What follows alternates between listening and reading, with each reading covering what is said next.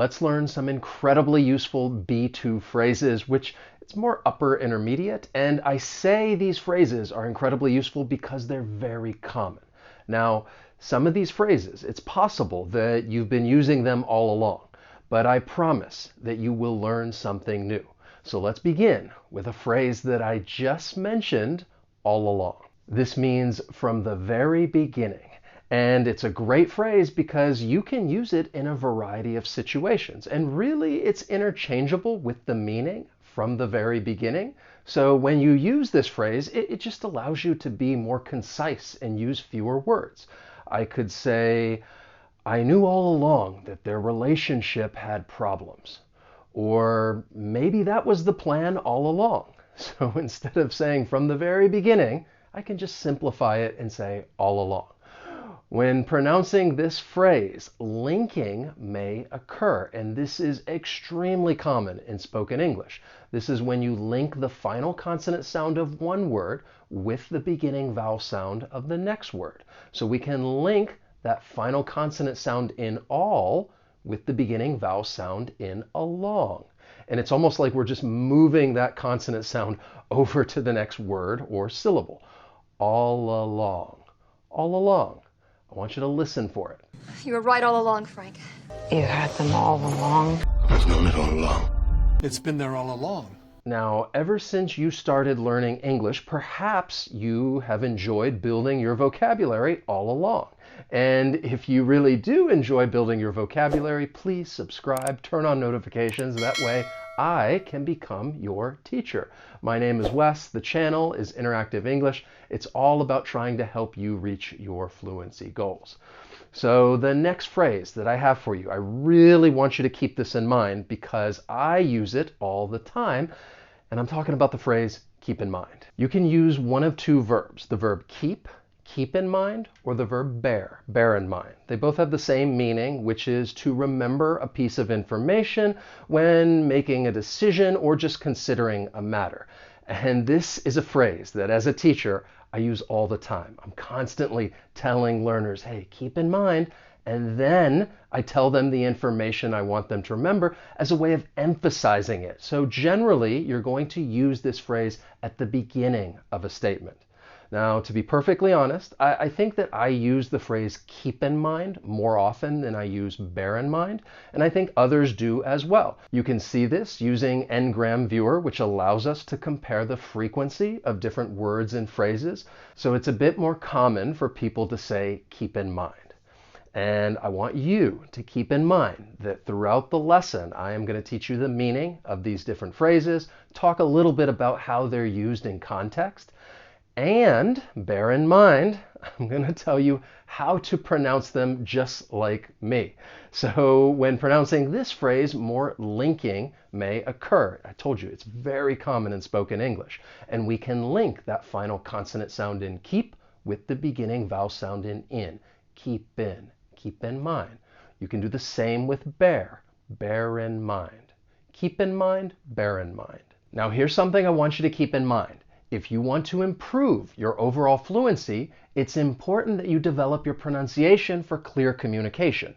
And that's why I want to talk to you about the sponsor of today's lesson, which is ELSA Speak. This is a great app to help you fine-tune your pronunciation. And if you're unfamiliar with it, let me show you how it works. You just download the app, create an account, and there's so much that you can do. Practice daily lessons, improve pronunciation, study by topic. Let's say you're going to take an exam, like the IELTS, and you've been studying all along, but you want more practice. Well, ELSA has these great study sets to help you with that. So we can practice, well, daily routines and start saying some of these very common collocations.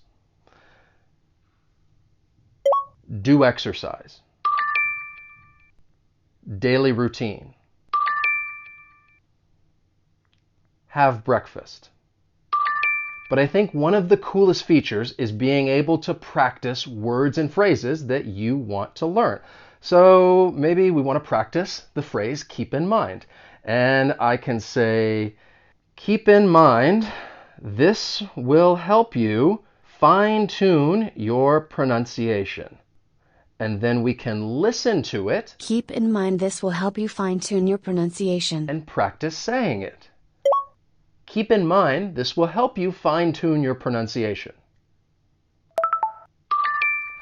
Now let me show you what it looks like if I make a mistake and I mispronounce some of those vowel sounds. Kepan min, this will help you fine-tune your pronunciation. As you can see, you get instant feedback, which then allows you to try and make adjustments. And right now, when you click on the link below and download the ELSA Speak app, you can get 7 days of the Pro membership for free.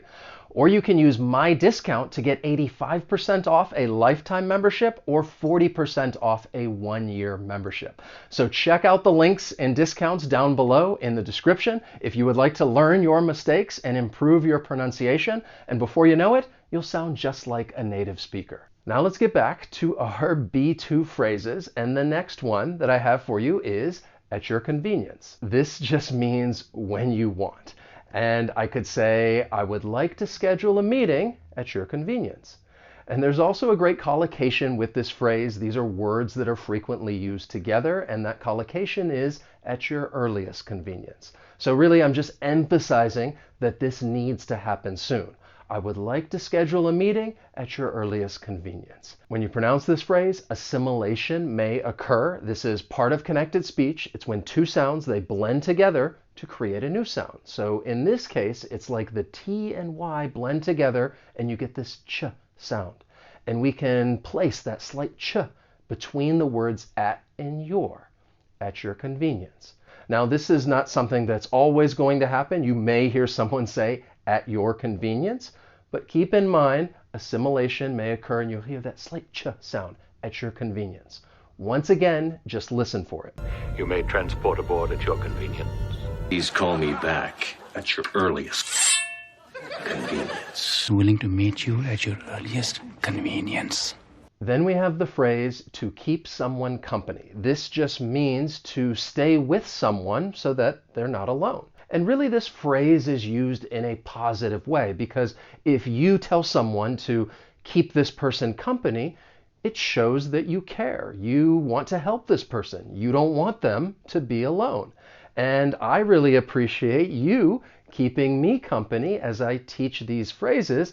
I don't want you to leave because then I'll be alone and I'll just be talking to myself. So if you are happy to keep me company, you can let me know by hitting that like button. When pronouncing this phrase, elision may occur. And this is when sounds or syllables get removed. So it may occur with the first letter of the possessive pronoun him or her. It's like the H just gets muted. And then we can link the consonant sound with the vowel sound. So instead of keep her, it's going to sound like keeper. Keep her company. Keep her company. Keep her company. Instead of keep him, that H gets muted, it's going to sound like keep him. Keep him company. Keep him company. I volunteer to keep him company. Sheldon, why don't you keep him company?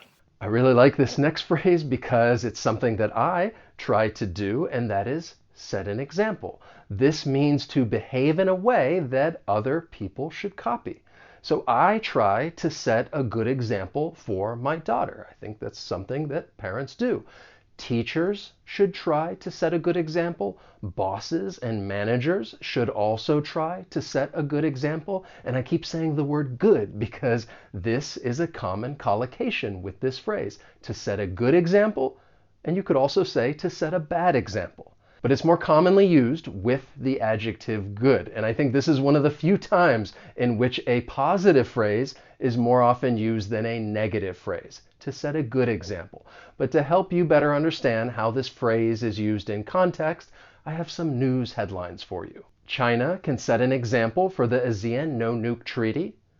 Company sacks top performer to set an example for others.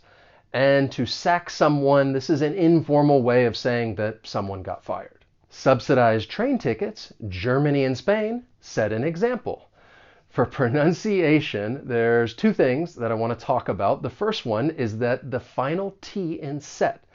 I am going to pronounce this as a flap T. This is very common with the American accent. When the T comes between two vowel sounds, I'm going to pronounce it as a flap T. It's going to sound more like a soft D. And then we can just link the entire phrase. Set an example. Set an example. Say it with me. Set an example. Excellent. Then we have the phrase to have an eye for something. This means to be good at noticing a particular type of thing. So maybe you have an eye for beauty, or perhaps you have an eye for fashion, or you have an eye for details, or you have an eye for a good bargain. Let's see, what else can you have an eye for? Quite an eye for the pretty girls. You do have an eye for other people's mistakes. I have never built a pattern before or a print because you have to really have an eye for print. When pronouncing this phrase, we can link the three words have an eye. It's going to sound like have an eye. And then the word for, in spoken English, it's common for it to get reduced. And it's a weak sound, and that vowel changes. So instead of for, it's going to sound more like fur. To have an eye for something. To have an eye for something. At ease. I'm telling you this because it's our next phrase, and I also want you to relax. I want you to feel free from worry. So you may definitely hear this phrase being used in a military context. It would be used as a command, and in general, a person of a higher authority would say this to someone of a lower rank who is standing in position. And they'll say, at ease. And they're just telling this person to relax. At ease. At ease. At ease. There are also some great collocations with this phrase. Someone may look at ease, or feel at ease, or seem at ease. He really looked at ease during the job interview. You could also put someone at ease. When she texted me that she got home, it really put me at ease. Or you could also put someone's mind at ease. Planning for the wedding has been so stressful. I wish there were some way to put my mind at ease. Thanks, but you should know we're a little concerned about this being used in weapons. Oh, well, let me put your mind at ease. What we use it for is none of your business. For pronunciation, that final T in at, because it comes between two vowel sounds, once again, I am going to pronounce this as a flap T, and then we can link that flap T with the vowel sound in ease. At ease. At ease. Then we have the phrase in due course or in due time. You can use either noun. They have the same meaning, which is at a suitable time in the future. So typically you're going to use this phrase either at the beginning or end of a statement. I could say, we will announce the grand opening in due course. Or in due time, we will announce the grand opening. As far as usage goes, both phrases are roughly equally used. Personally, I prefer to say in due time, but just looking at their usage over time, it's really fascinating how language changes. When pronouncing this phrase, it's pretty simple and straightforward. You're just going to say one word right after the other, in due time, in due course. And then there's the phrase, fair enough. I really like this one, probably because I use it quite often, and it's used to say that something is reasonable or acceptable. And typically, you're going to use this phrase in a back and forth conversation. What? You just said you didn't care about the push-ups. I changed my mind. Fair enough. You're wasting your time, old man. The last thing I need is another sensei. Fair enough. I don't think there's much I can teach you right now anyway. For pronunciation, there's more linking. We can link the final consonant sound in fair with the beginning vowel sound in enough. Fair enough. Fair enough. And then we have to get on someone's nerves. It means to annoy someone a lot. This is an idiom that's used in casual conversation when something or someone is bothering you. Typically, people use this when talking about themselves, and they'll use the possessive adjective my. So instead of saying that someone is annoying me, I'll say that someone is getting on my nerves. Also, you're likely to use this in either the past, the present, or the present continuous. Wes got on my nerves at the party last night, in the past. Or sometimes Wes gets on my nerves, a general truth in the present. Or Wes is getting on my nerves. It's happening right now, the present continuous. I really hope that I don't get on your nerves. I suppose if I do, you can hit the dislike button, but I'd much rather you hit the like button at your convenience, of course. When pronouncing this phrase, two things that I want to talk to you about. That final T in get, I'm going to pronounce this as a flap T, and then we can link that flap T with the vowel sound in on. Get on. To get on someone's nerves. Next is the phrase in that case, which I really like because you're going to use this in a conversation. It means because of a mentioned situation. So it's a great phrase when you're having a conversation and you're referencing something that was mentioned and reacting to it. Let's say you tell me it's cold outside, and I say, in that case, I'm going to wear a coat. Or maybe you tell me you don't have anyone to hang out with, it's a little lonely, so I say, in that case, I'm going to keep you company. Here are some other examples. I'll give Stella a lifetime of love over these next 8 months. In that case, welcome to the family, son. I think she's out. Well, in that case... Eric, you can't do that with her in here. For pronunciation, there's some co-articulation going on. This is when you have overlapping sounds because the final consonant sound in, your tongue is roughly in the same position when you're pronouncing that voice TH in that. So it just allows us to smoothly move from one word to the next. In that case. Otherwise, it's pretty simple and straightforward, but I keep talking to you about pronunciation because this is something you really need to practice and then practice some more and do it all over again, which is the next phrase that I want to teach you. All over again. This means to start again from the very beginning, and it's a great way to add emphasis instead of just saying again. And there are also some useful collocations with this phrase. You could do something all over again. There was a mistake with the design, so we had to do it all over again. You could also start something all over again. People showed up late and interrupted my presentation, so I had to start all over again from the very beginning. For pronunciation, we can link the entire phrase. Link those final consonant sounds with the beginning vowel sounds. All over again. All over again. So I really want to stress just how common linking is because as you can see with many of these phrases, it's likely to occur. And now for a little review because as a teacher, I want to set a good example because review is just going to help you remember these phrases.